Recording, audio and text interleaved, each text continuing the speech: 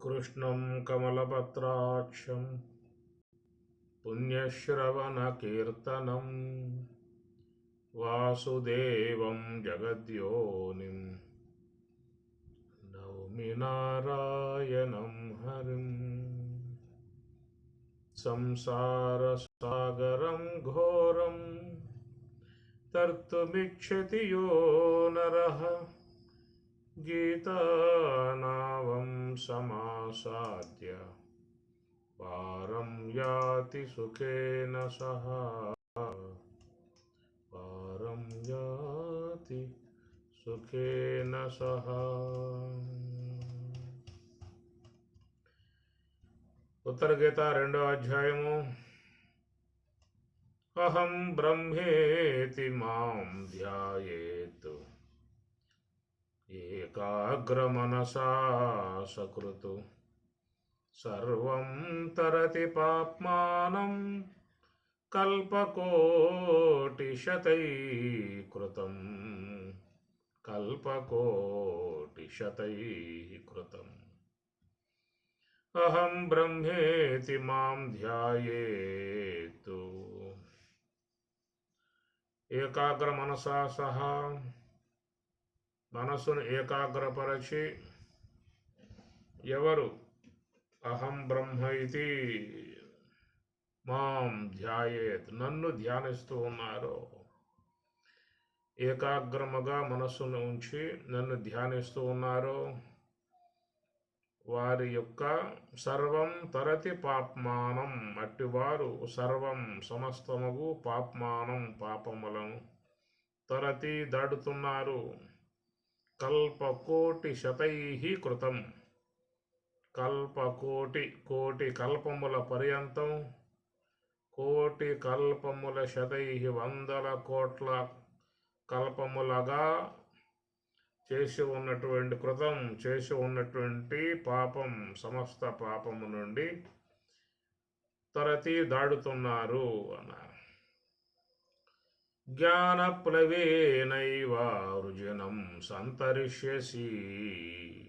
భగవద్గీతలో కూడా స్వామివారు జ్ఞానప్లవేన అని అంటారు. అక్కడ జ్ఞానం అనేది నావ ద్వారా వృజినం సంతరిష్యసి, సమస్త పాప సముద్రాన్ని వాళ్ళు దాటి అవతల దరికి చేరుకుంటున్నారు అని మన భగవద్గీతలో చెప్పినటువంటి మాట. ఇక్కడైతేనేమో కల్పకోటి శతైహి, శత అంటే 100, శతైహి వందల కొలది, కోట్ల కొలది కల్పములు ఏవైతే ఉన్నాయో అప్పట్లో నుంచి చేసినటువంటి పాపమంతా కూడా పోతుంది, తరతి దాడుతూ ఉన్నారు. ఈ వాక్యాలు విన్నప్పుడు మనకి అతిశయోక్తిగా కనబడే విధానాలు ఉంటాయి. శతైహి వందల కొలది కోట్ల కల్పాల నుంచి అనేటువంటి మాట వినగానే కొంచెం ఆశ్చర్యానికి గురయ్యే పరిస్థితి ఉంటుంది. ఎందుకంటే ఇక్కడ మరి ఈ జీవుడు అనబడేటువంటి వాని ప్రయాణం ఎప్పటి నుంచి ఆరంభమయ్యింది అనేటువంటి విషయం ఎవరికి కూడా అంతు చిక్కని వ్యవహారము. నేను ఉన్నాను, ఈ ఉన్నాను అనేటువంటి ఉనికి, సత్తా మాత్రమై ఉన్నటువంటి ఉనికి, అది లోపల ఉన్నటువంటి జీవుని యందు వర్తింపబడింది. కనుక ఈ జీవుడు అనేటువంటి అతడు సూక్ష్మ దేహాన్ని తోడు చేసుకుని తన ప్రయాణం ఆరంభించాడు. ఎప్పుడు ప్రారంభించాడు అనే మాటకు అనిర్వచనీయం, అవాంగ్మానస అగోచరం. అది మనస్సుకు అందేటువంటి విషయం కాదు. కనుక ఎప్పటి నుంచి ఈ యొక్క జీవుడు తన ప్రయాణం కొనసాగిస్తున్నాడనే మాట చూసినట్లయితే కల్పకోటి శతైహి, ఈ మాట కూడా చాలదేమో. ఎందుకంటే లోన ఉన్న పదార్థానికి వినాశం లేదు, సూక్ష్మదేహానికి నాశనం లేదు, లోనున్న జీవునికి కూడా నాశనం లేదు. అందువల్ల పరమాత్మ 15వ అధ్యాయంలో అశ్వత్థం ప్రాహు అవ్యయం, అవిద్యతో చేరి ఉన్నటువంటి ఏ జీవత్వం ఉన్నదో అది అవ్యయం, నాశరహితమై ఉన్నది అన్నాడు. కాబట్టి ప్రకారముగా మరి మన ప్రయాణం అనంతకాలముగా కొనసాగుతూ వస్తూ ఉన్నది. ఎన్ని శరీరాలని ధరించామో, ఎన్ని శరీరాలని విసర్జించామో. వాసాంసి జీర్ణాని యథా విహాయ నవాని గృహ్ణాతి నరోపరాని తథా శరీరాని విహాయ జీర్ణాని అన్యాని సంయాతి నవాని దేహి వాసాంసి జీర్ణాని. మన హయాములు ఎన్ని వస్త్రాలు కొన్నాము, ఎన్ని వస్త్రాలు విడిచి పక్కన పారేశాము, అదే ప్రకారముగా జీవుని యొక్క హయాములో ఎన్ని దేహాలు ధరించటం అయిందో, ఎన్ని దేహాలు వదలటం అయిందో, అనంతకాలముగా ఈ జీవుడు కొనసాగుతూ వస్తూ ఉన్నాడు. ఆ వచ్చేటువంటి ఆ జీవుని యొక్క సూక్ష్మ దేహంలో అన్నీ వచ్చి పడతా ఉన్నాయి. ఒక సగటు జీవన కాలములో మనం చేసే ప్రతి కార్యం యొక్క సంబంధమై ఉన్న సంస్కారాలు మనస్సులో వచ్చి పడతా ఉన్నాయి. మనం ఒకసారి జ్ఞాపకం చేసుకుంటే, గతాన్ని నెమరేసుకున్నాము అంటే చిన్నప్పటి నుంచి ఏం జరిగాయో మొత్తం మన మనస్సులో ప్రత్యక్షమవుతాయి, కంటి ముందు కనపడతాయి. ఇవన్నీ అడగబోయాయి అంటే లోపల ఉన్నాయి, అవ్యక్తముగా అణిగి ఉన్నాయి. జ్ఞాపకం చేసుకుంటే అన్నీ కూడా మనకు గోచరిస్తాయి. ఒకసారి మనసును అవలోకనం చేయండి, గతాన్ని ఒకసారి అట్లాగా మనసుతో చూడండి. చిన్నతనం నుంచి ఎక్కడెక్కడ ఉన్నావో, ఏమేమి చేశావో, ఎవరితో స్నేహాలు చేశావో, ఏ ఏ కార్యాలు చేశావో, ఎక్కడెక్కడ నివాసములుగా చేసుకున్నావు, ఎంతమందికి ఉపకారం చేశావు, అపకారం చేశావు, ఎంతమంది మేలు చేశావు, కీడు చేశావు, మొత్తం కూడా మనస్సులో అట్లా మెదిలాడతాయి. కాబట్టి ఈ జన్మలో చేసినటువంటివన్నీ కూడా అట్లాగ మనస్సుకు వచ్చేస్తాయి. లోపల ఉన్నాయి, ముద్రై ఉన్నాయి. ఆ ముద్రలు చెరిగిపోయేవి కావు. చెరిపేద్దామన్నా కుదిరే వ్యవహారం కాదు. బ్లాక్ బోర్డు మీద రాస్తాం అక్షరాలు, మళ్ళా చెరిపి మళ్ళా రాసుకుంటూ ఉంటాం.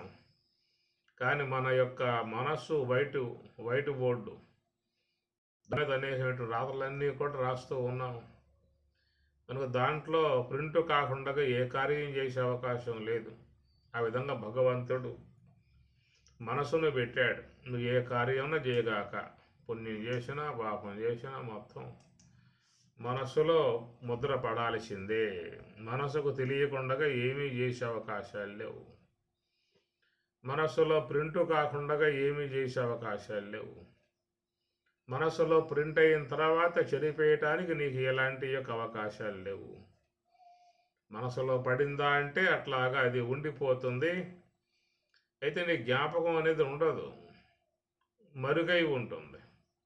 సందర్భం వచ్చిందా, జ్ఞాపకం చేసుకున్నావా, ఆ దృశ్యం అంతా అట్లాగే కళ్ళ ముందు కనపడుతుంది. ఈ విధంగా అత్యద్భుతమైనటువంటి విధానంగా మనస్సులో మొత్తం సంస్కారాలు చేరిపోతూ ఉన్నాయి. దీనినే చిత్రగుప్త అన్నారు. చిత్ర అంటే బొమ్మ, గుప్తం అంటే దాయటం.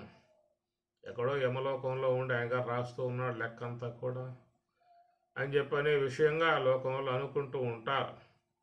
యమధర్మరాజు అందరి లెక్క రాస్తూ ఉన్నాడు, ఆ చిత్రగుప్తుడు అందరి లెక్క రాస్తూ ఉన్నాడని లోకంలో ప్రసిద్ధిగాంచినటువంటి విషయం. కాబట్టి ప్రకారంగా చూస్తే చిత్ర అంటే బొమ్మ, గుప్తము అంటే దాయటం. అనగా నీ మనస్సే చిత్రగుప్తుడు. చిత్రములు అంటే మన కళ్ళ ముందు బదిలాడేటువంటి దృశ్యాలు. ఆ విధంగా అవన్నీ మన మనస్సులో పడ్డాయి, గుప్తముగా దాగి ఉన్నాయి. అనేక మంది స్నేహితులు, బంధువులు, పరివారము, మిత్రులు, శత్రువులు, అనేకమైనటువంటి యొక్క వాళ్ళందరూ కూడా నీ మనస్సులో అట్లాగా ప్రింట్ అయిపోయి ఉన్నారు. అందువల్ల చిత్ర అంటే బొమ్మ, గుప్తం అంటే దాయటం. నీ మనస్సులో అన్నీ కూడా దాయబడ్డాయి, సూక్ష్మదేహంలో ఆ విధంగా నిశ్శబ్దం చేయబడ్డాయి. ఒకసారి నెమరేసుకో, ఖాళీగా కూర్చొని చూసుకో. ఒకసారి చిన్నప్పటి నుంచి ఏం జరిగిందో, ఎలా ఎలా జరిగిందో, ఎవరెవరితో స్నేహభావాలతో వ్యవహరించావో, ఎక్కడెక్కడ గ్రామాల్లో ఉన్నావు, ఏ ఏ గ్రామాల్లో ఉన్నావు. ఒకసారి మనస్సును అట్లా అవలోకనం చేసావంటే మొత్తం నీ కళ్ళ ముందు మళ్ళీ ప్రత్యక్షం అవుతాయి. ఇందువల్ల లోపల పడ్డాయి సంస్కారాలు, మొత్తం మనసులో పడ్డాయి. ఈ ప్రకారంగా మరి ఎన్ని జన్మలుగా మనస్సులో ఆ విధంగా చోటు చేసుకుని పడుతూ ఉన్నాయో,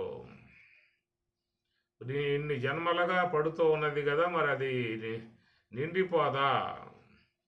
మనం ఒకవేళ పెన్ డ్రైవ్ కొన్నామంటే దాంట్లో 8 GB, 16 GB, 32 GB, 1000 GB, 1 TB, 2 TB, 5 TB ఇట్లాగా ఉంటాయి. దాంట్లో కొద్ది కాలం పాటు పెట్టుకుంటూ పోయామంటే వీడియోలు నిండిపోతుంది. 5 TB అయినా 10 TB అయినా చివరికి నిండిపోతుంది, ఖాళీ ఉండదు. మళ్ళా దాన్ని రిలేట్ చేసి మళ్ళీ దాన్ని ఎక్కించుకోవాల్సి ఉంటుంది.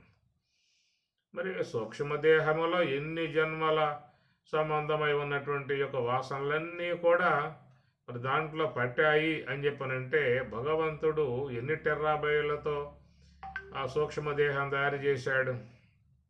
అంత చక్కని వ్యవహారం. ఒక్కొక్క మహానుభావుని యందు ఉన్నటువంటి యొక్క జ్ఞానం చూస్తే అపారమై ఉంటుంది.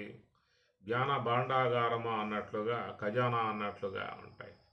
శంకర భగవత్పాదాచార్యుల వారి యొక్క మనస్సులో ఎన్ని విషయాలు, ఎన్ని గ్రంథాలు, ఎన్ని ఆపోసనం పెట్టాడు. ఇట్లా అనేక మంది మహాత్ములు ఉన్నారు. వాళ్ళ యొక్క మేధస్సు అపారం, చాలా వికృతమై ఉండేటువంటి మేధస్సు అన్నమాట. కాబట్టి ఈ ప్రకారముగా మనం ఈ జన్మలో పెట్టినటువంటివన్నీ కూడా మనసు లోపల అట్లాగా ముద్రైపోయి ఉంటూ ఉన్నాయి. మరి అనేక జన్మలుగా కూడా ఆ ప్రకారంగానే ముద్ర అవుతూ ఉన్నాయి అని చెప్పనే మాట. అటు అనేక జన్మలుగా ముద్ర పడుతూ మళ్ళీ ఆ ముద్రలే, ఆ సంస్కారాలే ప్రారంధాలుగా పరిణమిస్తూ వాటి ద్వారా సుఖ దుఃఖాలను మనం అనుభవిస్తూ తిరిగి మరలా ఆగామి కర్మగా కొంత భాగాలను మళ్ళీ సమకూర్చుకుంటూ ఇట్లాగా లోకంలో ఈ జీవి తన ప్రయాణం కొనసాగించుకుంటూ ఉన్నది. కనుక గతంలో ఏం చేశామో, ఎక్కడ పుట్టామో, ఏ కార్యాలు చేశామో, ఎవరెవరితో అనుబంధాలు ఉన్నాయో, ఏ ప్రాంతాలలో జనించామో, ఇవన్నీ కూడా మరి మానవులకు ఆ స్పృహ అనేటువంటిది రాదు. అందు కారణంగా గత జన్మల యందు మానవులకు ఒక సందేహం కూడా కలిగే అవకాశాలు ఉన్నాయి. ఎక్కడున్నది పుట్టుక అనే ప్రశ్న ఎందుకు వస్తుందని చెప్పానంటే, గతం జ్ఞాపకం లేకపోవటం కారణంగా. మనం చూస్తూ ఉంటాం, అప్పుడప్పుడు పేపర్లలో వస్తూ ఉంటాయి. చిన్నతనంలోనే వాడికి పూర్వజన్మ స్పృహ కలిగి, నేను పలానా గ్రామంలో పుట్టాను, పలానా ఇండ్లలో జనించాను, నేను బ్రాహ్మణ కుటుంబంలో పుట్టాను అని ప్రకారంగా వాడేదో మాట్లాడటం, వాళ్ళకి సందేహం కలిగి వాడి ప్రకారంగా తీసుకెళ్తే ఆ గ్రామంలో వాడు ఆ ఇల్లు గుర్తుపట్టడము, ఆ ఇంట్లో వాళ్ళని గుర్తుపట్టడము, ఇక్కడ పడుకున్నా, ఇక్కడ వ్యవహరించా, ఇక్కడ నా పొలాలు ఎక్కడ ఉన్నాయి, నా బంధువులు అనే ప్రకారంగా మనకి అప్పుడప్పుడు పేపర్లలో వస్తూ ఉంటాయి. గత జన్మ సంబంధమై ఉన్న ఆ సంస్కారం వాడిలో పుడకరించింది. అనగా వాడిలో మరుగు చేయబడ్డటువంటి పొర విచ్ఛిన్నమయ్యింది. దాని కారణంగా గతం వాడి జ్ఞాపకం వచ్చింది, గత జన్మల జ్ఞాపకం వచ్చింది. కాబట్టి ఈ ప్రకారంగా వాడు చెప్పటము, వీళ్ళు తీసుకుపోవటం, నిర్ధారణ చేయటం, వాడు అన్నీ కూడా ఆధారాలతో మొత్తం కూడా చెప్పటము. చెప్పిన కారణంగా ఏమవుతుందంటే, మరి ఈ కన్న వాళ్లకు గతంలో ఎవరింట్లో ఉన్నాడో వాళ్ళకి కొంచెం సమస్యగా తయారవుతుంది. ఎందుకంటే ఇప్పుడు వీడు ఆ ఇంట్లో పుట్టి ఉన్నాడు. మరి ఆ ఇంట్లో పుట్టినటువంటి వాళ్ళకి మనసు లోపల వీడు మనవాడు కాదని ముద్ర పడింది. ఇప్పుడు వీడు హీన కులంలో పుట్టినవాడు, మన ఇంట్లో పుట్టాడు వీడు అనేటువంటి భావం వచ్చేసిందా అని చెప్పనంటే, వాడి మీద ఉన్నటువంటి ప్రేమ సన్నగిలుతుంది. ఎందువల్లంటే ఇంతకుముందు కూడా ఒకవేళ ఉన్నత కులంలో పుట్టి ఉన్నట్లయితే తిరిగి మళ్ళీ తన కులంలో పుట్టినట్లయితే మావాడేలే, మా కులంలో పుట్టాడు ఇప్పుడు కూడా అనుకునే దానిలో కొంచెం సర్దుబాటు చేసుకోవచ్చు ఒకవేళ. ఇంతకుముందు వాడు హీన కులంలో పుట్టిన వాడి ఉన్నత కులంలో పుట్టినటువంటి వాడుగా ఉండి ఇప్పుడు జ్ఞాపకం వచ్చిందనుకో, ఆ విషయం వాడు పసివాడు, వాడు తెలిసి సావదు. వాడు చెప్పేశాడు, ఇట్లాగా నా పలానా గ్రామంలోని. కాబట్టి ఈ ప్రకారంగా ఏమవుతుందని చెప్పనంటే సమస్య అవుతుంది. ఇది ఎందుకు కన్న వాళ్ళకి సమస్య అవుతుంది. ఇక వాడిని ఎట్లా మనం పెంచుకోవాలి? వాడు మనవాడు కాదు, మన కులం వాడు కాదు, చాలా హీన కులంలో పుట్టి వచ్చినవాడు అని వాళ్ళు కొంచెం నిరసన చూపించే అవకాశాలు ఏర్పడే అవకాశాలు ఉంటాయి. ఏ గృహం అయితే ఇంతకుముందు పుట్టాయని చెప్పి అన్నాడో వాళ్ళు స్వీకరించడానికి కూడా అంత సిద్ధంగా వాళ్ళు కూడా ఉండరు. దీనివల్ల వీటికి సమస్యలు వస్తాయి అక్కడి నుంచి. అందువల్ల ఈ తరహాగా ఉన్నటువంటి విధానం ప్రతి కుటుంబము ఒక మరి సంబంధాలు లేని వ్యవహారం. భార్య భర్త, బిడ్డలు, కొడుకులు, కోడళ్ళు, మనవాళ్ళు, వీళ్ళందరూ కూడా ఎక్కడెక్కడి నుంచో వచ్చిన జీవులు. ఏకవృక్ష సమారూఢ నానాజాతి విహంగమాహ అని అంటాడు మహానుభావుడు. ఏకవృక్ష సమారూఢ, ఒక వృక్షం ఉందంట. ఆ వృక్షం మీదకు సాయంత్రం అయ్యిందా అంటే అనేక దిక్కుల నుంచి ఆ పక్షులన్నీ వచ్చి ఆ చెట్టు మీద వాళ్తాయి. రాత్రంతా కిరంతలు కొడుతూ నిద్రపోతూ ఆ పక్షులన్నీ అట్లా ఉంటాయి. విదిశో యాంతి, ఎప్పుడైతే తెల్లారిపోయిందో అన్ని పక్షులు ఎగిరిపోతాయని చెప్పని అంటాడు. అట్లా నానా దిక్కుల నుంచి వచ్చి ఉన్నటువంటి జీవులు ఒక చోట గుమ్ము కూడారు.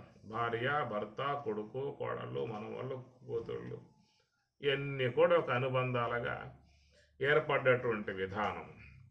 అయితే గత సంబంధమై ఉన్నటువంటి యొక్క అంశములు ఇక్కడ లేవు కాబట్టి అందరూ మరి ఒక ప్రజెంట్లో వర్తమాన కాలంలో వారి వారి యొక్క అనుబంధాలతో, అనురాగాలతో, ప్రేమలతో, మోహభావాలతో పెనవేసుకుని నా వాళ్ళు అనేటువంటి భావనగా అక్కడ బాగా ఉండిపోయి ఎలాంటి సంకోచాలు లేకుండా అందరూ కూడా ఒక సమైక్యత విధానముగా జీవన గమనం సాగిపోతున్నటువంటి పరిస్థితి. అలాంటి దాంట్లో వాళ్ళకు ఒక ఆప్యాయతలు, అనురాగాలు, ప్రేమలు, మా వాళ్ళు నా వాళ్ళు అనేటువంటి మమకార భావాలు, ఇట్లా ఎలాంటి సంకోచాలు లేకుండా సాగిపోతుంది. ఒక్కసారి గనక వాళ్ళకు ఉన్నటువంటి పొరలు గనక ఎవరైనా విడిపించారా అంటే ఏ మహాత్ముడైనా వచ్చి అస్తమస్తక సంయోగం చేసి ఆ కుటుంబంలో ఉన్న 10 మందికి కూడా చక్కగా గత జన్మలలో ఎక్కడెక్కడి నుంచి వీళ్ళు వచ్చారనే విషయాల మీద వాళ్ళకి తెల్లగా కనుక చూపించాడు అని చెప్పనంటే ఇక అందరూ ఆలోచనలో పడతారు. అరే నువ్వు ఆ కుటుంబంలో పుట్టి వచ్చినవాడు ఎవరు, నువ్వు ఆ గ్రామంలో పుట్టి వచ్చినవాడు ఎవరు, నువ్వు ఆ కులంలో పుట్టిన వచ్చినవాడు ఎవరు. ఇక రోజువారీగా వాళ్ళకి ఈ కథలే, ఈ విమర్శలే, ఈ ఒకళ్ళొకళ్ళు మరి పొగుడుకోవటం ఇవన్నీ వచ్చేస్తాయి. అవన్నీ ప్రకృతి మాత మరుగు చేసింది, ఒక పొర కప్పేసింది వాళ్ళకి. ఎక్కడెక్కడి నుంచి వచ్చారో అనేటువంటి విషయం వాళ్ళకి తెలియకుండా అందరూ నా వాళ్ళే, మా వాళ్ళే, నా సంబంధికులే, నా రక్త సంబంధికులే. ఇది ఒక చక్కటి వైనాన్ని ప్రకృతి ఆ విధంగా కలగజేసింది కాబట్టి ఉన్న దాంట్లోనే అందరూ కూడా సమైక్యంగా జీవించే అవకాశం ఒకటి ఏర్పడింది.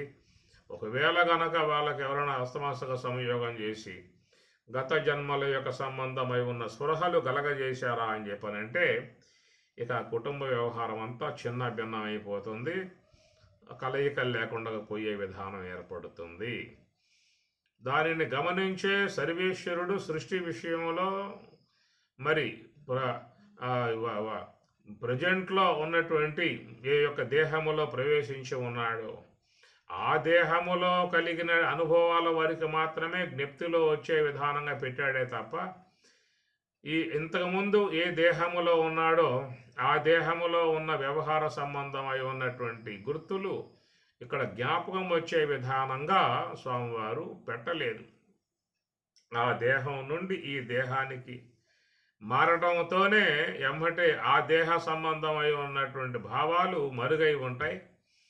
ఇక ఈ దేహములో పొందేటువంటి అనుభవాలు మాత్రమే మనసులో జ్ఞప్తికి వచ్చే విధానంగా ఉంటుంది. ఇది ఒక ప్రక్రియ విధానం. ఇది ఎందుకంటే ముందుగానే సర్వేశ్వరుడు అన్ని విషయాలు ఆలోచించి కదా చేసేది. ఆయన ఆలోచన లేకుండా ఏ కార్యము చేయడు. ఆయన కూడా ఆలోచన ఉన్నది. ఆలోచన ఉండబట్టే ఈ సృష్టి వ్యవహారం కూడా ఇంత చక్కగా నిర్మాణం చేసినటువంటి యొక్క విధానం. 2 కన్నులు ఎక్కడ ఉండాలి అనేటువంటిది ఆయన ఆలోచన. అంటే నోరు అది ఎక్కడ ఉండాలి అనేది ముందు ఆయన ఆలోచన చేసుకున్నాడు. 2 చెవులు ఎక్కడ ఉండాలి పెట్టుకున్నాడు. కనుక శరీర భాగాలు, శిరస్సు, కాళ్ళు, చేతులు, అంటే దేహంలో ఉన్నటువంటి యొక్క అవయవాలు ఎక్కడెక్కడ ఉండాలి, అవి ఏ పని చేయాలి, ఏ పని చేయకపోతే ఎలాంటి సమస్యలు వస్తాయి అనే విషయం అంతా కూడా ఆయన ఆలోచన చేసే లోపల వ్యవహార విధానం అంతా కూడా నిర్మాణం చేసిన విధానం భగవంతుని యొక్క సృష్టి కార్యము. దాంట్లో భాగంగానే మరి ఒక దేహం గనక విడిచిపెట్టి ఇంకొక దేహంలోకి ప్రవేశించినప్పుడు ఆ దేహం యొక్క సంబంధమై ఉన్నటువంటి స్పృహ ఇక్కడ లేకుండా ఆయన చేశాడు.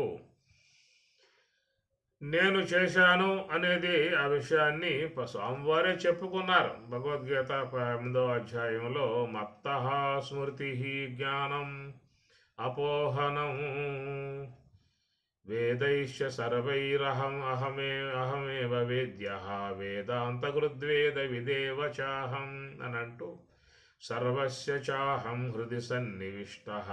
సర్వస్య సమస్త మానవుల హృదయమునందు ఉన్నటువంటి వాడనై మత్త స్మృతి జ్ఞానం అపోహనం, నేను వాళ్ళకి స్మృతి కలగజేస్తూ ఉన్నాను, జ్ఞానాన్ని కలగజేస్తూ ఉన్నాను.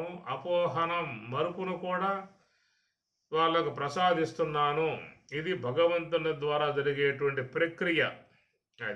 అది మనం స్వతంత్రించి చేసే విధానాలు కావు. అవన్నీ ఆయన యొక్క ఆజ్ఞలో చేరి ఉన్నటువంటి అంశములు. మనం ఏర్పాటు చేసుకునేవి కాదు కదా. శరీరంలో లంగ్స్ ఇక్కడ ఉండాలి, ఇవి ఈ పని చేయాలి. హార్ట్ ఇక్కడ ఉండాలి, అది ఈ పని చేయాలి. లివరు ఇక్కడ ఉండాలి, అది ఈ పని చేయాలి. కిడ్నీ ఇక్కడ ఉండాలి, ఈ పని చేయాలి. అన్నవాహిక ఇట్లా మెసులు తిరిగి ఇట్లాగా ఉండాలి, ఈ విధంగా ఇది వర్క్ చేయాలి. బ్రెయిన్ ఇక్కడ ఉండాలి, ఇది ఈ పని చేయాలి అని ఎవడయ్యా అనుకున్నది? అది ఎవరు అనుకుంటే అయ్యింది ఎక్కడ? ఇవన్నీ ఒక ప్లాన్ ప్రకారంగా ఆయన ఏర్పాటు చేసుకున్న సర్వేశ్వరుని యొక్క సంకల్పం మాత్రంతో ఏర్పడ్డటువంటి విధానాలు. కాబట్టి ఆయన శాసనానుగుణ్యంగానే లోన ఉన్నటువంటివన్నీ కూడా పనిచేసే విధానాలుగా ఉన్నాయి. అందువల్లే చెబుతూ ఉన్నాడు, మత్తః నా నుండే ఇవన్నీ కూడా ఏర్పడుతూ ఉన్నాయి అన్నాడు. మత్త స్మృతిర్జ్ఞానం అపోహనం చ. కాబట్టి 2 కూడా స్వామివారు ప్రసాదిస్తూ ఉన్నాడు. రాత్రి అయిందా అంటే అలసి ఉన్నటువంటి యొక్క నీకు విశ్రమించే విధానంగా ఒక చక్కటి మరి నిద్రా సంబంధమై ఉన్న అంశాన్ని ఆయన గారు అందిస్తూ ఉన్నాడు. ఆయన ఇస్తే తప్ప నువ్వు పోయే అవకాశాలు లేవు. ఆయన ఇవ్వకపోయాడు, నాన్న తండాలు పడతావు. అపోహనం, ఆ విధంగా మరుపు ప్రసాదించాడు. సమస్త లోకాన్ని, సమస్త వ్యవహారాలని, సమస్త బాధలు, కష్టాలు, దుఃఖాలు, సంసార వేదనలు మొత్తం కూడా మర్చిపోయి ఎలాంటి విధానం లేకుండా హాయిగా, ఆనందంగా, సంతోషంగా నువ్వు లోపల చేరిపోయావు. నీకు ఎలాంటి విధానం స్పృహే లేదు. నీకు వ్యవహార సంబంధం, లోక సంబంధము, కుటుంబ సంబంధ వ్యవహారం మొత్తం తెగిపోయాయి. అపోహనం స్వామి కలగజేశాడు. మళ్ళా తిరిగి ఏం చేశాడంటే జ్ఞానం, స్మృతి జ్ఞానం. తిరిగి మరలా ఆయన గారు నీకు జ్ఞానాన్ని ప్రసాదించాడు. అనగా అపోహనం, తెలియంతనం కలగజేసే సుషుప్తి అవస్థ ఉన్నటువంటి యొక్క నీవు ఆనందించావు. తిరిగి మరలా అక్కడి నుంచి జాగ్రత్త అవస్థకి తీసుకొచ్చి మళ్ళా బయట ఆయన గారు మరి తీసుకొచ్చి వదిలిపెట్టి వెళ్ళాడు. అది జ్ఞానం అన్నారు. మత్తః స్మృతి జ్ఞానం అపోహనం. స్మృతి అనేది కూడా ఆయన చేతుల్లోనే ఉందన్నాడు. స్మృతి జ్ఞాపకం రావటం, నీకు సందర్భానుగుణ్యముగా నీకు జీవన విధానంలో స్మృతి జ్ఞాపకాలు వస్తూ ఉంటాయి. ఎప్పుడెప్పుడు ఏ కార్యం చేయాలో ఆ కార్యానుగుణ్యముగా నీకు అప్పటికప్పుడు లోపల నుంచి నీకు ఎన్నో ముద్రలు సూక్ష్మదేహంలో ఉన్నాయి. ఎన్ని ఉన్నప్పటికీ కూడా ఎమ్మటే నీకు ఆ యొక్క స్మృతి సంబంధమై ఉన్నటువంటి ఆలోచన నీకు వస్తుంది. ఎమ్మటే ఆ కార్యాన్ని చేసుకుంటూ ఉంటావు.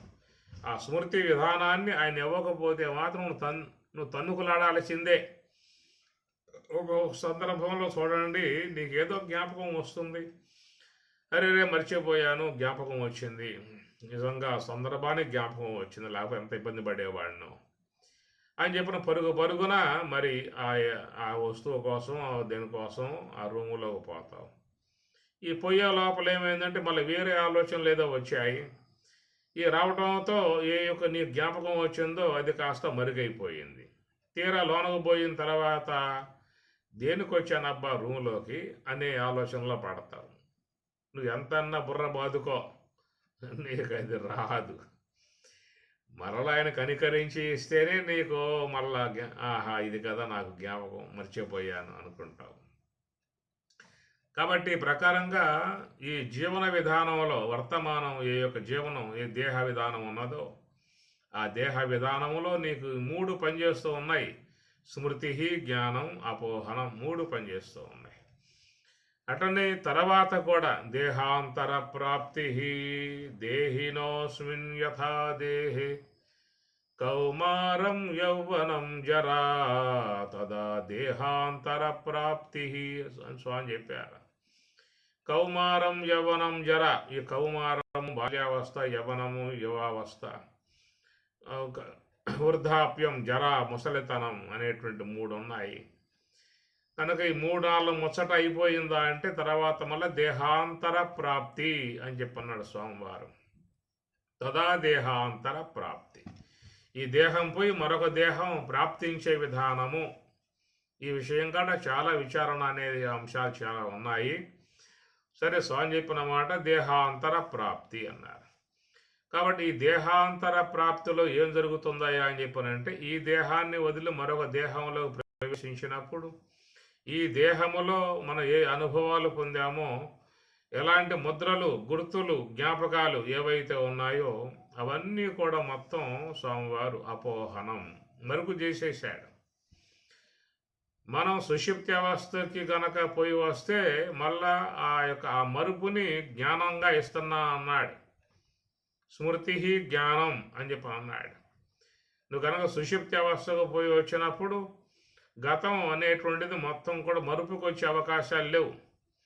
ఆ గతం వల్ల నీకు మళ్ళీ యథావిధిగా ఆయన ఇస్తున్నాడు కాబట్టి, స్మృతి పదానికి ఇస్తున్నాడు కాబట్టి పొద్దున్న లేవగానే మళ్ళీ నీకు ఆ గత సంబంధమై ఉన్న అంశాలతో అవి అన్నీ కూడా గుర్తుపడుతూ ఉన్నావు, అన్ని జ్ఞాపకం చేసుకుంటూ ఉన్నావు. ఎక్కడ షాప్ ఉన్నదో, ఎక్కడ నీ బ్యాంకులో డబ్బులు ఉన్నాయో, ఎవరు నీ బంధువులో, ఎవరు నీ స్నేహితులో, ఎవరు నీ భార్య బిడ్డలో, కొడుకులు కోడల్లో మొత్తం గుర్తిస్తున్నావంటే మనస్సులో ఉన్నటువంటి యొక్క ముద్రలు స్వామివారు అట్లాగే పెట్టి మళ్ళా జాగ్రత్త అవస్థకి పంపించాడు. సుషుప్తి అవస్థలో ఏ వ్యవహారము లేదు, అపోహనం అయింది. తిరిగి మరలా జాగ్రత్త అవస్థకు రాగానే నీకు ఎమ్మటే అవన్నీ కూడా జ్ఞాపకం వస్తూ ఉన్నాయి. జ్ఞానం అన్నాడు, అపోహనం, జ్ఞానం 2 ఇస్తూ ఉన్నాడు. ఇది ఇక్కడ దేహాంతర ప్రాప్తి అన్నారు కదా. దేహాంతర ప్రాప్తి, ఈ దేహం పోయిన తర్వాత మరొక దేహం ప్రాప్తింపబడుతుంది వానికి. ఆ ప్రాప్తింపబడ్డప్పుడు అక్కడ మాత్రం పూర్తిగా అది అపోహనం మరుగైపోతుంది. ఇక ఏ ఒక్కటి జ్ఞాపకం వచ్చే అవకాశాలు లేవు.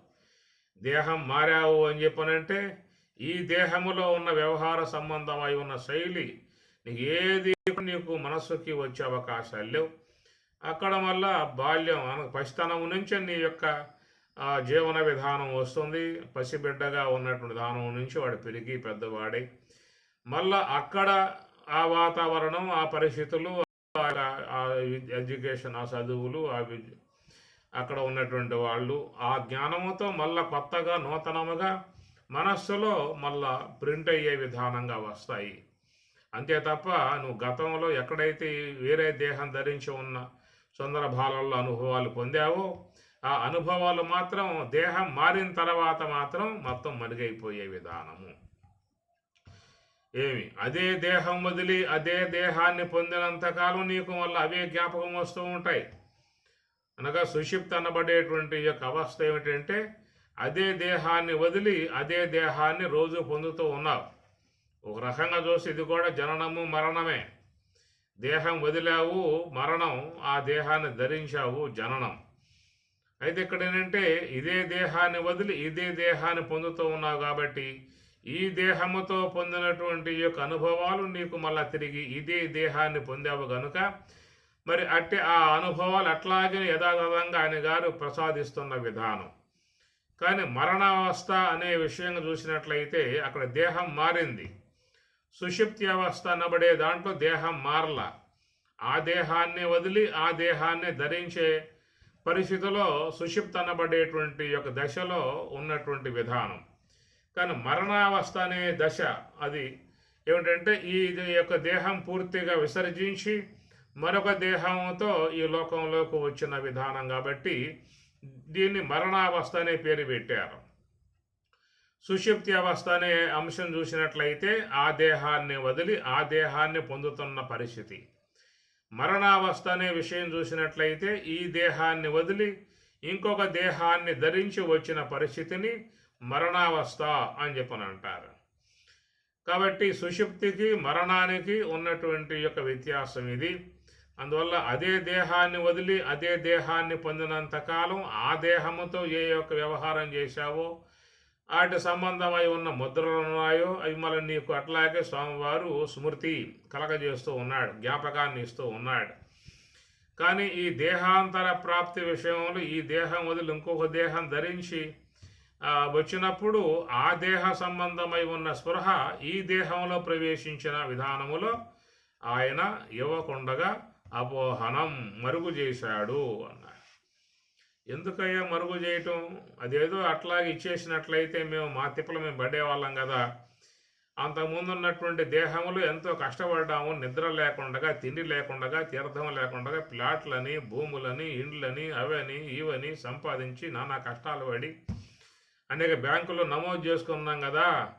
అట్లాగే కనుక ఆ యొక్క స్పృహ ఇచ్చినట్లయితే మాకు కష్టం లేకుండా చక్కగా పోయి ఆ బ్యాంకుల్లో వేసినవి డ్రా చేసుకునే వాళ్ళం, ఈ ప్లాట్లన్నీ వసూలు చేసుకునే వాళ్ళం, ప్రాణం మొత్తం వసూలు చేసుకునే వాళ్ళం కదా స్వామి అనేటువంటి యొక్క భావన ఏమన్నా ఏర్పడవచ్చు. కాబట్టి ఇలాంటి వాటికి ఎలాంటి యొక్క తాగు లేదు. అప్పుడు కష్టపడ్డటువంటివన్నీ కూడా నీ పుత్రుల పేర్ల మీదో నీ భార్య పేర్ల మీద పెట్టి పారేశావు, వాళ్ళకి వెళ్ళిపోయింది. వాళ్ళకి సంక్రమించిన తర్వాత మళ్ళా పుట్టి అవన్నీ జ్ఞాపకం చేసుకుని మళ్ళీ అడగబోయి ఆ పొలం నాది, ఆ ప్లాట్లు నావి, ఆ బ్యాంకులు బ్యాలెన్సులు నావి అని చెప్పి అంటే వాళ్ళు ఊరుకుంటారా? పట్టు కొడతారా పన్నే? నా పేరుకి వచ్చేసిన తర్వాత నువ్వెవరు నువ్వెవరు అని చెప్పి అనేస్తారు. ఎందుకంటే దేహం మారిపోయిందిగా.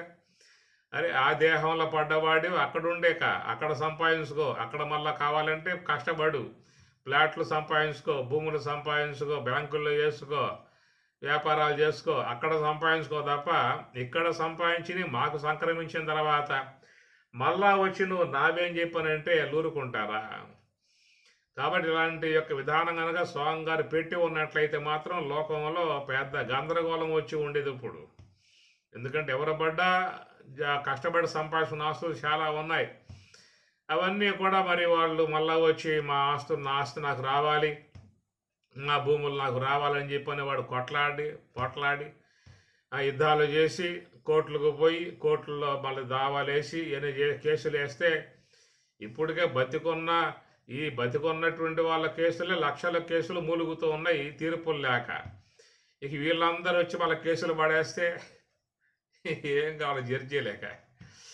కాబట్టి పెద్ద గందరగోళం అన్నమాట. అది స్వామి గమనించే అపోహనం. దేహం మారావు అంటే ఆ దేహ సంబంధమై ఉన్న స్పృహ అంతా కూడా మొత్తం నీకు మరుగైపోతుంది. జ్ఞాపకం ఇచ్చే అవకాశాలు లేవు.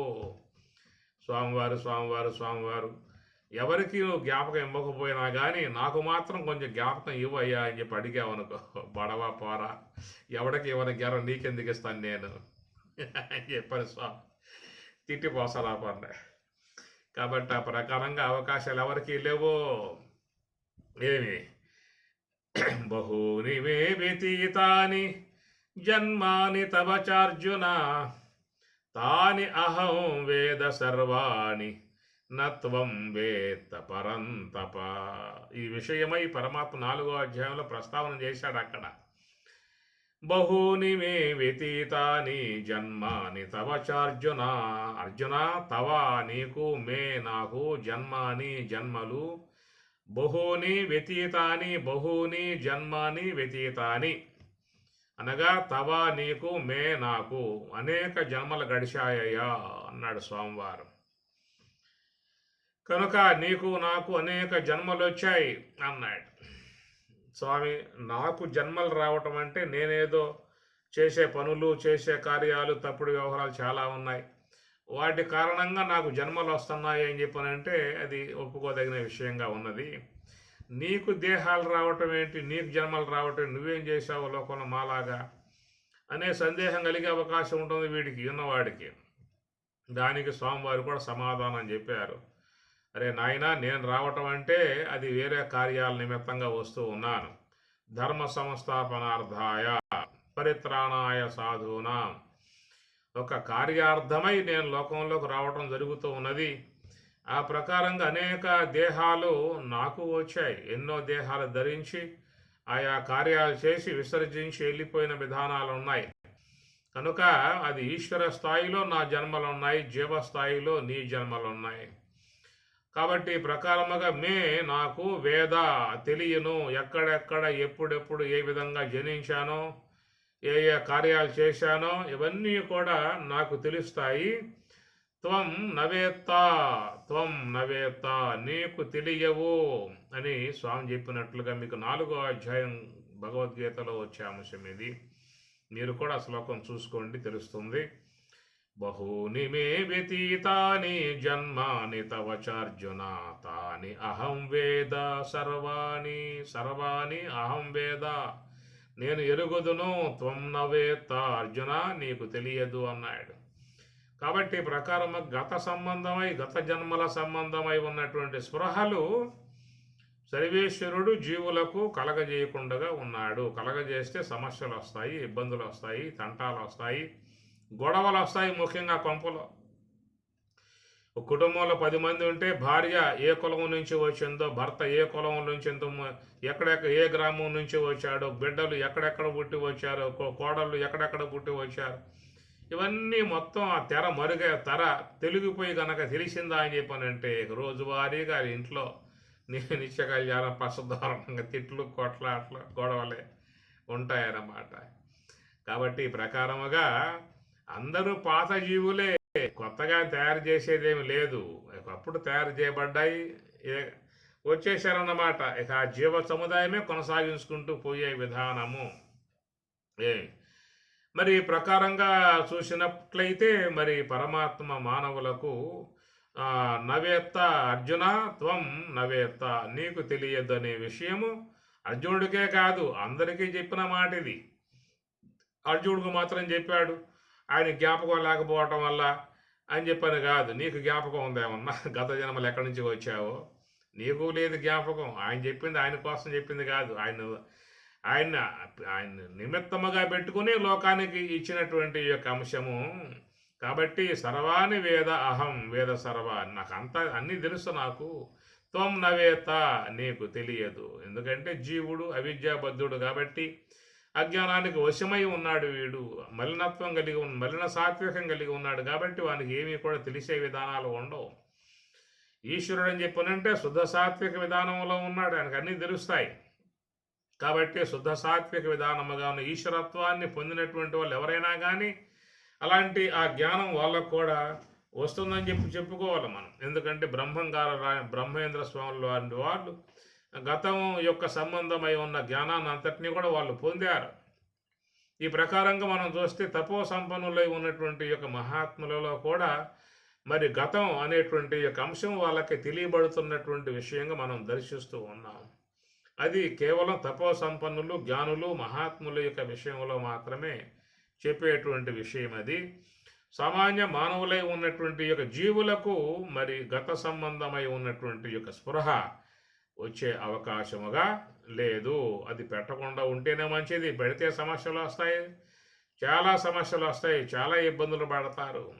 అప్పుడు దేవుణ్ణి ప్రార్థన చేస్తారు, స్వామి మాకెందుకు ఇచ్చావు ఈ జ్ఞానాన్ని, ఏదో పుట్టింపజేసావు లోకంలో, ఇప్పుడు పుట్టిన విధానంగా ఉన్న విషయంలో జ్ఞానాన్ని ఇవ్వకుండా మాకు ఎప్పుడెప్పుడో ఎక్కడెక్కడి నుంచో కల్పకోటి శతైరపి అన్నారు ఇక్కడ. కల్పకోటి శతైరపి, కల్పకోటి శతై, వందల కోట్ల లక్షల కోట్ల కల్పాల నుంచి పుట్టిన విధానంలో ఆ మొత్తం కనుక జ్ఞాపకం ఇస్తే ఒకవేళ మనకి కల్ప కల్పకోటి శతై అపి అన్నాడు కదా. ఇక ఒక జన్మలో ఉన్న జ్ఞాపకాలే బుర్ర పగిలి వీటికి తలనొప్పి అయిపోయి తల బద్దలు కొట్టుకుంటూ నిద్ర నానా అవస్థలు పడుతూ ఎందుకురా ఇవన్నీ కూడా వచ్చి పడతానని చెప్పి తంటాలు పడుతూ ఉన్న విధానంగా ఉన్నటువంటి వాడికి కల్పకోటి శతై అనగా వందల కొలది కోట్ల కల్పాల పర్యంతంగా వచ్చేటువంటి వాడికి ఆ మొత్తం ఎప్పటికప్పుడు కనుక సమాచారం అంతా మొత్తం ఇచ్చుకుంటూ వచ్చాడని చెప్పానంటే వీడేం బతికే అవకాశాలే ఉండవు. ఇక ఏమి ఈ జన్మలో వచ్చినటువంటి యొక్క గుర్తులు జ్ఞాపకాలే అవి మరుపు చేసుకోలేక మరవలేక ధ్యానములో నానా తంటాలు పడతా ఉన్నారు. స్వయం గారు చెప్పారు, శుచవు దేశే ప్రతిష్టాప్య స్థిరం ఆసనం ఆత్మన. ఈ విధంగా కూర్చోరా, బొట్టు పెట్టుకో, దీబుదులు పెట్టుకో, మంచి బట్టలు ధరించు, దర్భాసనం వేసుకో, జింక శర్మం వేసుకో, తెల్ల వస్త్రం వేసుకో, చిన్న ముద్ర దాలుసు, ఏమి చక్కగా మనస్సును అంశం మీద వేటు అని చెప్పని స్వామివారు చెబితే ఏమన్నా ఉంటుందా చెప్పండి. ఆ విధంగా మరి ఏం చేసే స్వామి, అట్ట కళ్ళు ముయ్యగానే మొత్తం వచ్చి పడతా ఉన్నాయి అంటాడు వీడు. ఇంతకుముందు బుర్ర బాదుకున్న జ్ఞాపకం రాని కూడా ధ్యానంలో కూర్చోగానే వస్తాయి. ఒకవేళ మీ జ్ఞాపకం రాకుండా ఉండి ఇబ్బంది పడుతూ ఉంటే ధ్యానంలో కూర్చోండి, మొత్తం వచ్చేస్తాయి. ఆ పని తన్నుకు వస్తాయి. ఈ ప్రకారంగా మరి ఈ జన్మలో పడ్డటువంటి ముద్రలకి నానా తంటాలు పడుతూ ధ్యానం చేయలేక ఇబ్బంది పడుతూ ఉన్న పరిస్థితిగా ఉన్నప్పుడు కల్పకోటి శతై అవి ఎప్పటి నుంచో కల్పకోటి శతై నూరుల కొలది కోట్ల లక్షల కల్పాల నుంచి వచ్చేటువంటి వాడికి యొక్క లోప సూక్ష్మ దేహంలో పడి ఉన్నాయో సంచిత కర్మగా ఉన్నదో ఆ సంచిత కర్మ సంబంధమై ఉన్నటువంటివన్నీ కూడా జ్ఞాపకం వచ్చాయి అని చెప్పనంటే ఇక వీడు ఉండాలా పోవాలా చెప్పండి. అందువల్ల భగవంతుడు ఈ యొక్క మానవునికి ఎంతవరకయ్యా జ్ఞాపకం ఇచ్చాడు అని చెప్పనంటే నీకు ఆగామి కర్మ అని చెప్పి అన్నాం కదా. ఆగామి కర్మ అనేటువంటి ప్రజెంట్లో వచ్చేటువంటివి మాత్రమే నీకు జ్ఞాపకం ఇస్తాడు ఆయన గారు. అది ఆగామి కర్మ సంబంధం. నీకు సంచిత కర్మ అనేది సూక్ష్మదేహంలో పడిందిగా పెద్ద ప్రోగు, దాని యొక్క సంబంధమై ఉన్నటువంటి యొక్క ముద్రలు మాత్రం నీకు స్మృతి పదంలోకి వచ్చే అవకాశం లేదు. నీకు కేవలం ఆగామి కర్మ సంబంధమై ఉన్నటువంటివి మాత్రమే నీకు నీ స్మృతి పదంలోకి వచ్చే విధానంగా స్వామివారు పెట్టారు. అవి చాలా వరకు లోపల అనగారి ఉంటాయి, అవ్యక్తంగా ఉంటాయి. అవి కూడా ఒక్కసారిగా మూకుమ్మడిగా ఏం రావు, సందర్భానుగుణ్యముగా ఒక్కొక్కటే అట్లా ఇస్తాడే తప్ప చిన్నప్పటి నుంచి 50 ఏండ్ల కాలం పాటు ఈ అనుభవాలు పొందాము. మొత్తం ఒక్కసారి ప్రత్యక్షమైతే ఏం చేస్తావు నువ్వు, ఏ వ్యవహారం చేస్తావు? కాబట్టి అవన్నీ కూడా లోపల అట్ట అనగారి ఉంటాయి. సందర్భాన్ని అనుసరించి లోన ఉన్నటువంటిది ఒక్కటొక్కటే వచ్చి నీ ముందు ప్రత్యక్షమవుతూ ఉండే విధానం. ఇవన్నీ చూస్తే ఒక అనూహ్యమైనటువంటి విధానాలు. ఇది ఎవరు చేస్తున్నారబ్బా లోపల అనేటువంటి యొక్కది కూడా ఆలోచన వస్తుంది ఆలోచించేవాడికి. ఏమి లేనివానికి ఏది రాదనుకోండి. కాబట్టి ఆ ప్రకారంగా నీకు నీ స్మృతి పదంలోకి ముద్రలుగా వచ్చేటువంటి ఏమిటని చెప్పినంటే జ్ఞాపకం పెట్టుకోండి, ఆగామి కర్మ సంబంధమై ఉన్నటువంటి యొక్క ముద్రలు మాత్రమే నీకు ఇస్తాడే తప్ప సంచిత కర్మ సంబంధమై ఉన్నటువంటి యొక్క ముద్రలు మాత్రం నీకు మళ్ళా అవి వచ్చేట్లుగా ఆయన గారు మొత్తం అడ్డుకట్ట వేసేసాడు, అట్లా నాపేశాడు.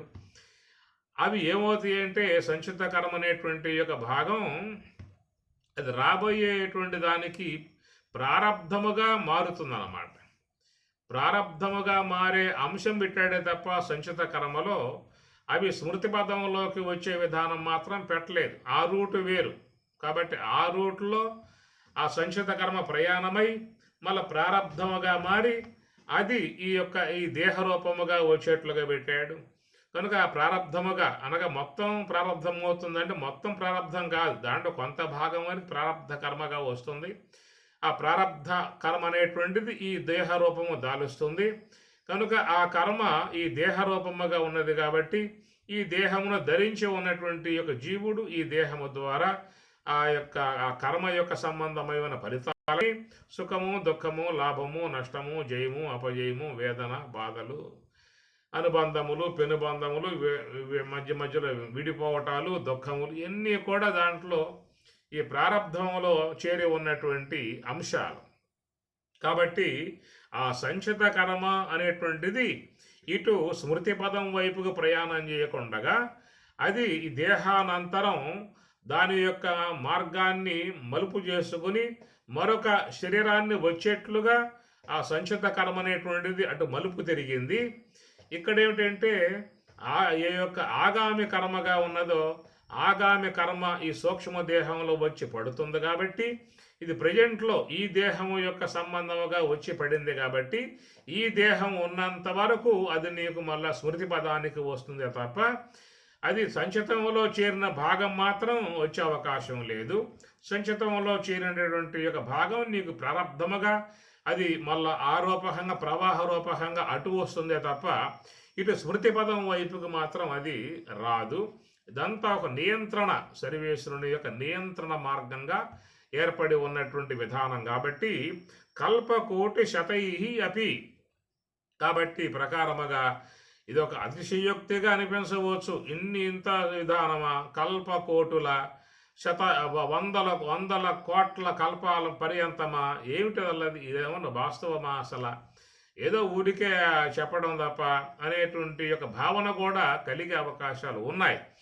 కానీ ఈ జీవుడి యొక్క విధానం చూసినట్లయితే వీడు ఎప్పటి నుంచి వస్తూ ఉన్నాడు, నిన్న మొన్న ఏమన్నా ఆరంభం అయిందా వీడి జన్మలేమన్నా అనేటువంటి యొక్క విషయముగా సందేహించే అవకాశాలుగా లేవు.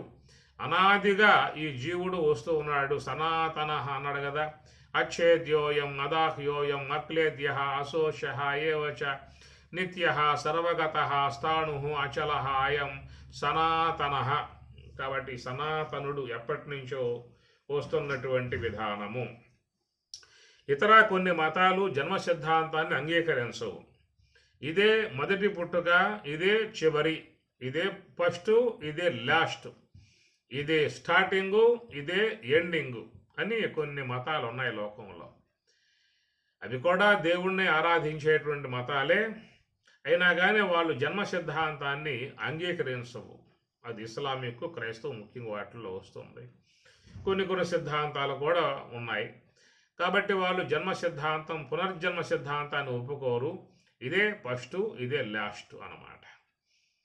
ఈ ప్రకారంగా మరి ఇదే ఫస్ట్, ఇదే లాస్ట్ అని చెప్పి ఇది చనిపోయాక మనం వాడు ఏమవుతాడు? Last, end. చనిపోయాక ఏమవుతాడు? ఆస్తిక విధానంగా వాళ్ళలో భావం ఉన్నది కాబట్టి వాళ్ళు చెప్పే విధానాలు వేరు. అదే నాస్తికులు, చార్వాకులు కూడా వాళ్ళు చెబుతారు ఇదే ఫస్ట్, ఇదే లాస్ట్ అని చెప్పని. చార్వాకులు ఏమంటారు ఏం చెప్పనంటే ఇది ఈ ప్రకారంగా బుడగా ఊపింది, పగిలిపోయింది, అంతే అయిపోయింది. అందువల్ల ఇక తర్వాత అనేది విషయం ఇంకేం లేదయ్యా. గాలి గాలి కలిసే గగనంబు గగనంబు, మన్ను మన్ను కలిసే మంట మంట అని ఒక శ్లోకం. కాబట్టి జలం జలంలో పోయింది, పృథివీ బుధుల్లో పోయింది, అగ్ని అగ్నిలోకి పోయింది, వాయువు వాయువులోకి పోయింది, ఆకాశం ఆకాశంలోకి పోయింది, నిర్మలంబై ఉండే. ఇక ఏమి లేదు లోపల, మొత్తం కలిసిపోయాయి అనే విధానం. ఇది ఒక భౌతికవాదం, నాస్తిక ధోరణిగా ఉన్నటువంటి వాళ్ళు ప్రధానంగా చెప్పే మాట.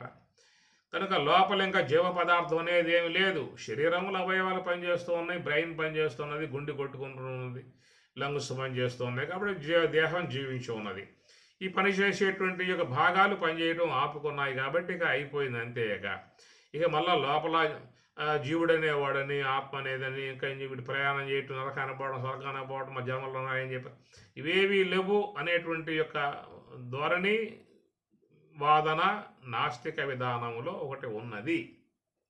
ఏవి కాబట్టి నాస్తిక విధానం యొక్క సంబంధమై ఉన్నటువంటి అంశం మీద మీకు కఠోపనిషత్తులో ఒక ప్రస్తావన కూడా వస్తుంది.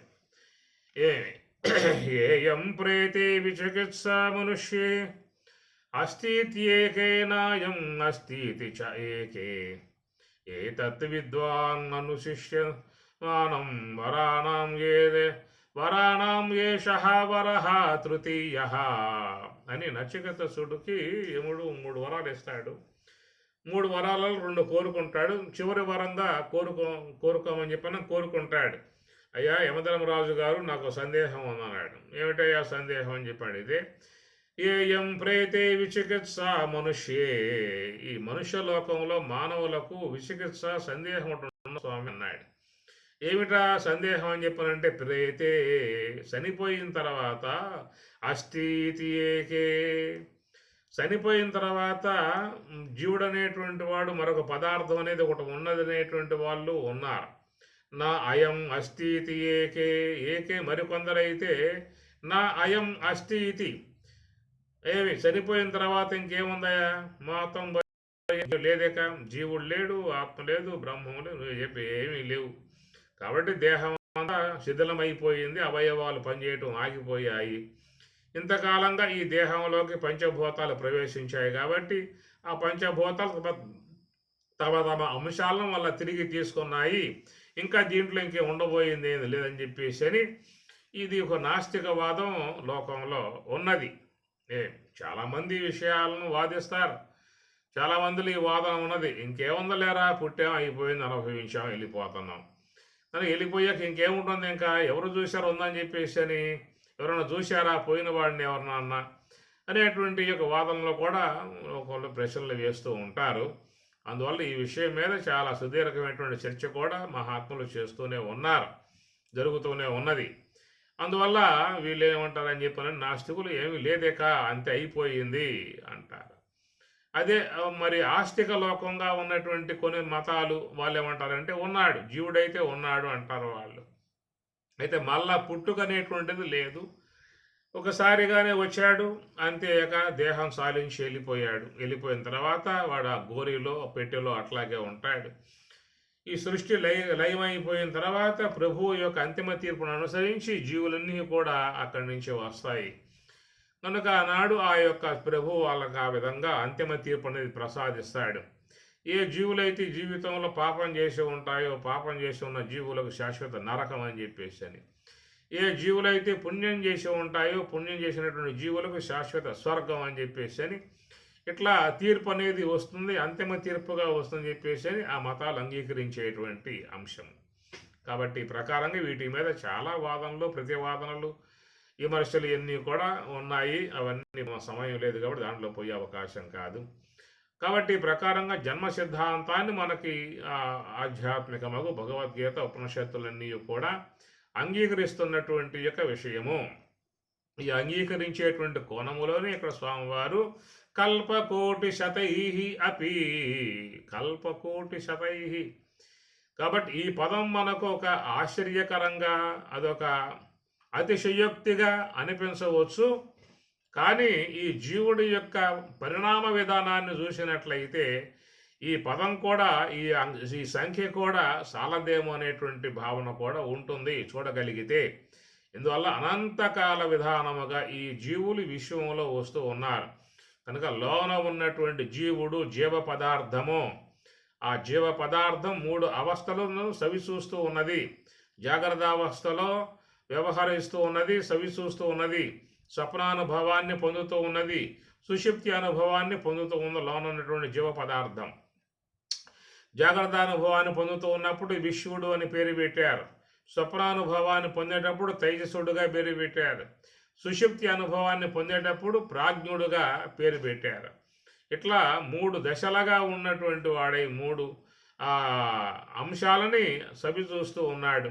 జాగ్రత్త అవస్థలో కొద్దిసేపు ఉంటాడు, స్వప్నావస్థలో కొద్దిసేపు ఉంటాడు. స్వప్నావస్థలో ఉన్నప్పుడు స్వప్న సంబంధమై ఉన్న సంపదలతో, అక్కడ ఉన్న వ్యక్తులతో వ్యవహరించుకుంటాడు.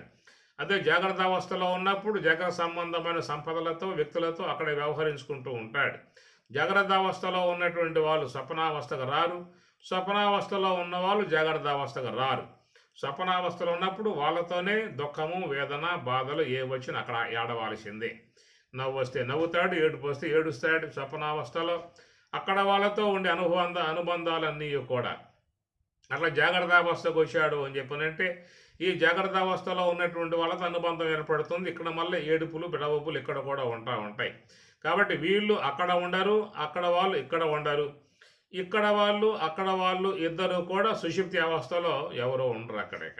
ఏకీభూత ప్రజ్ఞానగణ ఆనందమయ ఆనందభుకో అంది మాండిక్యోపనిషత్తు. ఏకీభూత ఉంటాడు, అక్కడ ఎవరో ఉండరు. ఏవి పనిచేయవు, మనస్సు పనిచేయదు, బుద్ధి పనిచేయదు, తెలివి పనిచేయదు, అహంకారం ఉండదు, జ్ఞానేంద్రియాలు ఉండవు, కర్మేంద్రియాలు ఉండవు, అంతరేంద్రియాలు ఉండవు, ఏవి ఉండవు. ప్రాణాలు మాత్రం సంచారం చేస్తూ ఉంటాయి తప్ప మిగతా సూక్ష్మదేహ సంబంధమై ఉన్నటువంటి ఇంద్రియాలేవి కూడా అక్కడ పనిచేయవు. కాబట్టి అందువల్ల వానికి ఈ జగర సంబంధమై ఉన్నటువంటి బంధుత్వములు, భార్య బిడ్డలు, సంసార విధానాలు కానీ, స్వప్నావస్థలో ఉన్నటువంటి బంధుత్వములు, భార్య బిడ్డలు, సంసార విధానాలు కానీ ఈ రెండు కూడా సుషుప్తి అవస్థకు పోగానే ఆ రెండు ఆగిపోతాయి. ఆ పని అక్కడికి పోవేక, అక్కడ ఉండవేక. అదే విధానంగా మరణావస్థకు పోయినప్పుడు కూడా ఈ రెండు ఆగిపోవాల్సిందే. ఈ స్వప్న సంబంధమై ఉన్న బంధువులు కానీ, జగర సంబంధమైన బంధువులు కానీ మొత్తం కూడా మరణావస్థ కాడ కూడా వెనక్కి వచ్చేయాల్సిందే. కాబట్టి ఎవడు కూడా తోడొచ్చే అవకాశాలు లేవు. చాలామందిలో ఉంటుంది మరణ భయం ఉంటుంది. కాబట్టి ఆ మరణావస్థ అనేటువంటి విషయంగా వచ్చినప్పుడు నాకు తోడుగా రారా, నువ్వు ఒంటరిగా పోవడం నాకు చాలా బాధాకరంగా ఉన్నది, ఒంటరిగా పోతే అక్కడ ఏముంది అర్థం కాదు, కనుక నీవు కూడా నాకు తోడుగా వస్తే సంతోషిస్తా అని చెప్పి అంటాడు వీడు. కానీ ఎవడో కూడా ఆ ప్రయాణానికి సిద్ధపడరు. నువ్వు ఎక్కడికి పోతానన్నా ఎమ్మటే వస్తారు. అమెరికా పోతా అని చెప్పానండి, నాకు టికెట్ బుక్ చేయరా అంటాడు. రష్యా పోతున్నా అని చెప్పానండి, నాకు టికెట్ బుక్ చేయరా అంటాడు. ఆఫ్రికా పోతున్నా అని చెప్పానండి, నాకు టికెట్ బుక్ చేయరా అని చెప్పని అంటాడు. చనిపోతున్నా అని చెప్పానండి, నాకు టికెట్ బుక్ చేయరా అని చెప్పని అంటారా? దీని విషయంలో ఎవడు కూడా టికెట్ బుక్ చేసుకోలేదు. అందువల్ల అది ఒంటరిగా పోయేటువంటి ప్రయాణం చివరి దశ. కాబట్టి అందుచేత నీకు సుషుప్తి అవస్థ వరకే అన్నీ వస్తాయి, అటనే మరణావస్థ వరకే అన్నీ వస్తాయి, మొత్తం ఆగిపోవాల్సిందే. ఈ ప్రకారం ఒంటరిగా ప్రయాణం చేసేటువంటి వాడి విధానము. కాబట్టి ఇవన్నీ కూడా చూస్తే మరి జీవుడికి అనుస్యూతముగా కొనసాగింపబడేటువంటివన్నీ కూడా కొద్ది కాలం ఇక్కడ ఉంటాడు, మళ్ళా ప్రయాణం చేస్తూ ఉంటాడు జీవుడు. కంటిరే మనవారు ఘనులు గృహస్థులై విఫలులై గై కొన్న వెర్రితనము భద్రార్థులై ఉండి పాయరు సంసార పద్ధతి ఊరక కట్టువడిరి కలయోనులెందల్ల గర్భాద్యవస్థల పురుషుండు దేహి అయి పుట్టుచుండు తన్నెరుంగడు కర్మతంత్రుడై కడపట ముట్టడు భవశతములకునైన. భవశతములు అంటాడు భాగవతంలో. భవ అంటే పుట్టుక, శతములు అంటే వందల కొల శతములు. భవశతములకునైన దీన శుభము లేదు, దివ్య కీర్తియు లేదు, జగతి పుట్టి పుట్టి సచ్చి పొరల నేల మనకు పుట్టని చావని త్రోవ వెదకి గొనుట దొడ్డ బుద్ధి కంటిరే మనవారు ఘనులు గృహస్థులై అని భాగవతం చాలా మంచిగా చెప్పే మాట. కాబట్టి ప్రకారంగా కల్పకోటి శతైహి అపి ఇంతకాలముగా లోనున్న జీవుడు ప్రయాణం చేస్తూ ఉన్నాడు. ఇక ముందు కూడా మరి దేహం విసర్జించాక చాలామందికి 3-4 ముసలు అయిపోయింది. బాల్యమా ఇది ఎప్పుడో పోయింది, యవనం అంటారా అది ఎప్పుడో జారిపోయింది, ఉందేమిటి వృద్ధాప్యమేక. ఇక రోజులు లెక్క పెట్టుకోవడమేక ఎప్పుడు దేహం సాధించిపోవాల్సి వస్తుందో, మరలా ఏ దేహం ధరించాల్సి వస్తుందో. ఇలాంటి ప్రయాణం భవసాగరం. దీంట్లో ఈ జీవుడు తన ప్రయాణం కొనసాగించుకుపోయే విధానం. కాబట్టి పరమాత్మ అంటూ ఉన్నాడు, కల్పకోటి శతైహి కృతం చేయబడ్డటువంటి కర్మంతా కూడాట సర్వం పాప్మానం తరతి సమస్త పాపముల నుండి వాడు తరతి దాటుతూ ఉన్నాడు. ఎవరయ్యా దాటేది? అంత కర్మం దాటేటువంటి విధానం ఎవరికొన్నది అని చెప్పనంటే అహం బ్రహ్మేతి మాం ధ్యాయేత్ ఏకాగ్ర మనసా సకృతు. ఎవరైతే మనస్సుని చక్కగా హంస యొక్క ఆశ్రయం నందు ఉంచి ధ్యానమును శీలిస్తారో అహం బ్రహ్మ ఇది మాం ధ్యాయేత్, మాం నన్ను బ్రహ్మముగా భావన చేసి ఆ బ్రహ్మము యొక్క ఆరాధన అంటారు ఎక్కడ. దీన్ని బ్రహ్మము యొక్క ఆరాధన. ఇది ధ్యానము అంటే సర్వవ్యాపకమై ఉన్నటువంటి భగవంతుని ఆరాధించుట అని అర్థం. మనం మన గృహము యొక్క ఈశాన్య భాగంలో మన యొక్క ఇష్టదైవం యొక్క విగ్రహాన్ని పెట్టుకుని, పటం పెట్టుకుని, అష్టోత్తరాలతో సహస్రనామాలతో ఇది పూజ చేసుకుంటూ అభిషేకాలు చేసుకుంటూ ఉంటాం. అది మన ఇష్టదైవం యొక్క సంబంధమై ఉన్నటువంటి యొక్క ఆరాధన. ఈ ధ్యానం ఏమిటయ్యా అంటే సర్వవ్యాపకమై ఉన్నటువంటి యొక్క బ్రహ్మం, ఆ బ్రహ్మము నీలో ప్రత్యేగాత్మగా ఉన్నది కాబట్టి, అంటే ఆ ప్రత్యేగాత్మ దేవుణ్ణి, ఆ బ్రహ్మదేవుణ్ణి మరి ఈ ధ్యానం అనేటువంటి యొక్క దాని ద్వారా ఆరాధన చేస్తూ ఉన్నావు. మనం ఇక్కడ ఈ ఆరాధనలో మరి స్వామివారికి ఏమి సమర్పిస్తూ ఉన్నావు. అక్కడైతే పుష్పం సమర్పయామి, నైవేద్యం నివేదయామి ఇట్లా పెడుతూ ఉంటాం. ఇక్కడ ఏమిటంటే సర్వేంద్రియములో కూడా భగవంతును సమర్పించటము. జ్ఞానేంద్రియములు నివేదయామి, కర్మేంద్రియాలు నివేదయామి, అంతరేంద్రియ నివేదయామి. జ్ఞానేంద్రియములు, కర్మేంద్రియములు, అంతరేంద్రియాలు మొత్తం కూడా ఇక్కడ ఆ బ్రహ్మమునకు సమర్పించేటువంటి యొక్క నివేదన అని అర్థం. ఏ బ్రహ్మార్పణం బ్రహ్మ, అవి బ్రహ్మార్పణం అంటారు. కాబట్టి ఈ ధ్యానం అనేది ఏంటంటే సర్వవ్యాపకమై ఉన్నటువంటి యొక్క బ్రహ్మమును ఆరాధించేటువంటి ఆరాధనా సంబంధమైన ప్రక్రియ ధ్యానం. మిగతా కర్మోపాసనలన్నీ కూడా పురాణ భాగాలలో చెప్పేటువంటి యొక్క దేవతలని ఆరాధించేటువంటి ఆరాధనా సంబంధ అంశము. దాంట్లో నీకు పుణ్యం వస్తుంది, దేవతానుగ్రహం కలుగుతుంది, ఇక్కడ సమస్త పాపమంతా నశిస్తుంది, ఈ జీవుడు బ్రహ్మములో చేరిపోవటం అవుతుంది. దీనినే జీవ బ్రహ్మైక్య స్థితి అన్నారు. శివజీవైక్య సమాధి యందు జీవుణ్ణి శివుల్లో కలిపే విధానముగా ఉన్న ప్రక్రియే అహం బ్రహ్మేతి మాం ధ్యాయేత్ ఏకాగ్ర మనసా సహా. ఇట్టి అంతరముఖ ప్రయాణం ఈ ధ్యాన నిష్ఠ అనుష్ఠించేటువంటి వాడు లోపల ఏర్పడేటువంటి బ్రహ్మ జ్ఞానాగ్ని ద్వారా కల్పకోటి శతైహి అపి, అనేక జన్మలలో చేసిన కర్మంతా కూడా మొత్తం ఒక పెట్టున భస్మసాత్ కురుతే, దగ్ధం చేయబడుతుంది. కాబట్టి ఇక అట్టి వానికి ఇక మళ్ళా జన్మ అనేది లేకుండా మోక్షాన్ని పొందే విధానం ఏర్పడుతుంది. ఓం సహనావతు సహనౌ భునక్తు సహ వీర్యం కరవావహై తేజస్వినావధీతమస్తు మా విద్విషావహై. ఓం శాంతి శాంతి శాంతి. హరి ఓం తత్సతు.